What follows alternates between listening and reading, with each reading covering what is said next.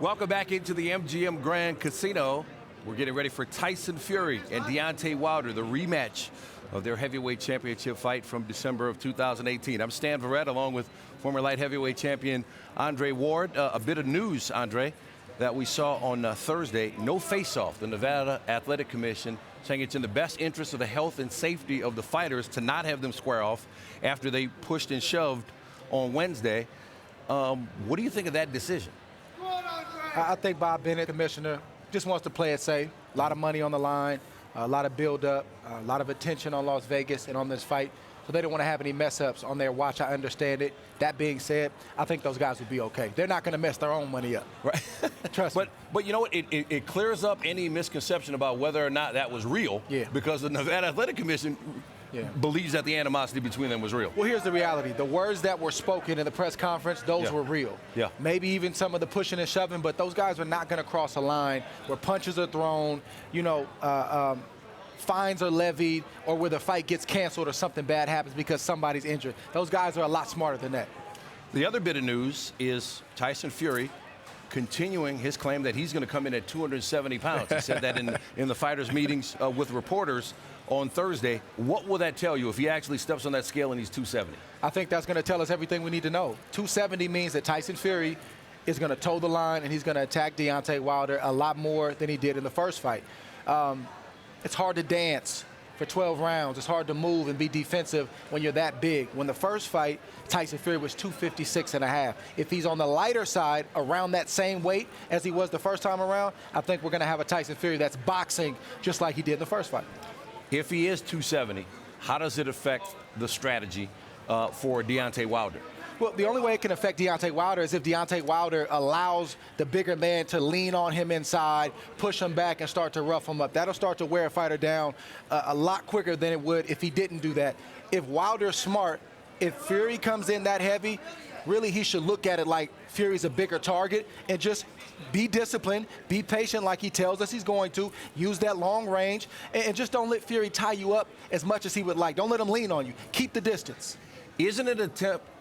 Is this an attempt by Fury's camp to try to create some confusion early in the fight? Have Wilder thinking about, is he going to come at me or is he going to sit back and try to box me? Yeah, the more I talk to Fury and the more I read articles and kind of dig in and kind of listen to what he's saying, I believe that what this ploy that he's talking about, that he's going to actually execute. I do believe he's going to come in heavier. We'll see Friday. And I do believe he's going to attack Wilder and fight a lot more. But I also believe that this is gamesmanship. To what degree, I don't know. Fury's a smart man, and he knows that there are many fights, smaller fights, before the actual fight Saturday night, and I think this is some of it. There's also the matter of that cut. Now, in the fighters' meetings, Fury said he doesn't think it's going to be a factor. He's not going to think about it, but it's only been 5 months. He had a cut that required 47 stitches. Yes.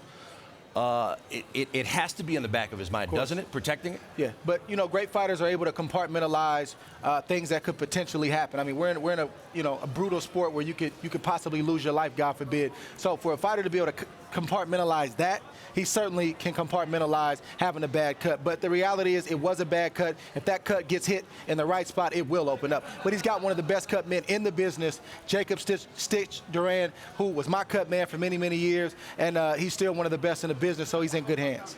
Recent addition to his team, as is Sugar Hill Stewart, switched trainers, leaving Ben Davison, who led him through the last fight. What do you think about the timing of the trainer change just a few months before the biggest fight of his career? I don't like the timing. I personally wouldn't do something like that, but I don't know the inner workings. I don't know how bad things were with Davison or where, his previous trainer or what, holes that Fury felt like he had to shore up. And once again, he's a smart man. He's got himself, he kind of climbed out of the abyss and got himself to the pinnacle of his career in a matter of a few years. So if he can do that, I think he knows when to make a trainer change and who for that trainer to be. One of the things we learned this week was that Deontay Wilder had a pretty significant right arm injury in camp leading up to the first fight, and he said it affected his timing because he didn't throw right hands for the latter portion of camp, and so his timing was off. Did you see evidence of that during the first fight? I didn't. I saw Deontay Wilder throwing that right hand often. in the fight, especially late in the fight. I'm not saying he didn't have an issue. He probably did. We got to take him at his word. But all fighters have something going on, Stan. I don't care if it's something minor or something major. We deal with it. We're training every day. That starts to break the body down. And there's always something nagging that you have to deal with. So that was something that he had to deal with. And I don't think it's going to have any bearings on this fight. That doesn't guarantee that because he's healthy that the right hand is going to come off faster or be more effective. It really just doesn't mean that much. He says he's going to beat Fury with his mindset, with being patient. Break down that game plan for us. What does that mean for Deontay Wilder? I'm not sure what he means by, the mindset. I mean, I think both guys have tremendous mindsets. And I was a guy who, from the neck up, I tried to perfect my mentality and make sure that, I always did my mental reps and I came into a fight the right way. So I recognize when guys have that as well. And I think they're both very even though they may present differently at the press conference and talk differently. I think they both have the same intangibles inside. The patient piece, I believe he's just saying that he's not going to go out there too wild. And just exclusively looking for the right hand. But here's the thing. If Tyson Fury does jump Deontay Wilder and jump him early, you may not have time to let your game plan unfold for 2 or 3 rounds like Wilder's talking about. So that's what I want to see. If Fury stays true to his word, he gets out there in the first 2 or 3 rounds and jumps on Deontay Wilder to get respect and to let him know that, no, everything I've been saying, I mean that. What's Deontay Wilder's response going to be? So it seems like we're going to get some answers at the weigh-in on Friday. Yes. And then we're going to get a lot more answers in the first couple of rounds on Saturday. Absolutely. All right. And one thing I can tell you for sure, this fight won't go the distance. Will not go the distance. Will not. Okay. You're not going to say who's going to get the knockout? I'm not going to go that far.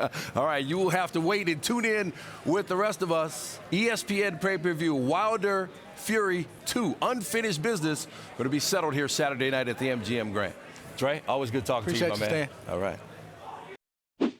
Thanks for watching ESPN on YouTube. For more sports highlights and analysis, be sure to download the ESPN app. And for live streaming sports and premium content, subscribe to ESPN+.